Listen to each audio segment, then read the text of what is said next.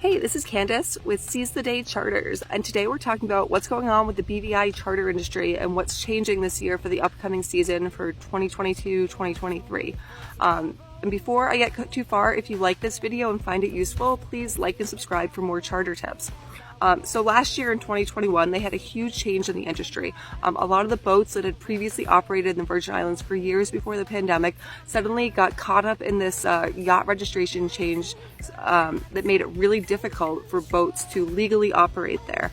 It's not just a matter of paperwork. It's like a ton of red tape, it's expensive, and it's just the process is crazy. I've had some people tell me they submitted 130 pages of documentation just to not get approved. It's crazy. It's like, what is the BVI doing?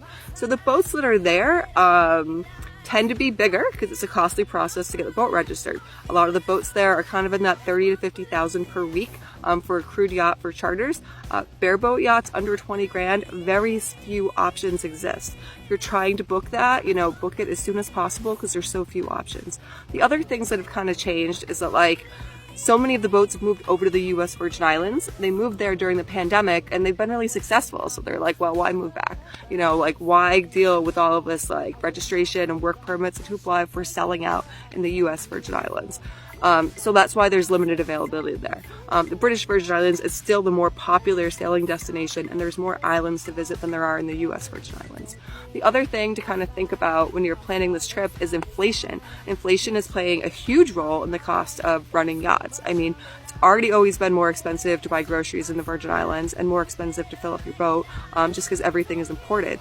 But now it's through the roof. So a lot of these boats are adjusting their rates. I've seen boats that I rented last season for 20 grand that are now going for 26 grand, $6,000 rate increase. And this is across the board. I quoted somebody last week and they were looking at 4 yachts that were an identical model, and they were like, why is this one less expensive? And I was like, this boat just hasn't had a rate increase yet. You should totally get it while you can. Most of the boats are planning ahead and have increased their rates, but you can still find some that haven't. So these are your tips if you're trying to book a yacht and trying to book a yacht charter for the next winter, next season, which really runs November through July. You should book that now. You might be able to find a boat that hasn't had a rate increase yet, and lucky you. And then in addition to that, the options are really limited in the British Virgin Islands. So they're going to sell out. Everything is going to sell out, and your only option is going to be to go to the US Virgin Islands. US Virgin Islands are great. We can talk about them in another video, but the BVI is a more famous destination. So that's it. That's a rundown of what's going on in the US Virgin Islands and the British Virgin Islands specifically. If you are looking to plan a trip, I can totally hook you up. That's what I do full time for my career. I've been doing this for 12 years.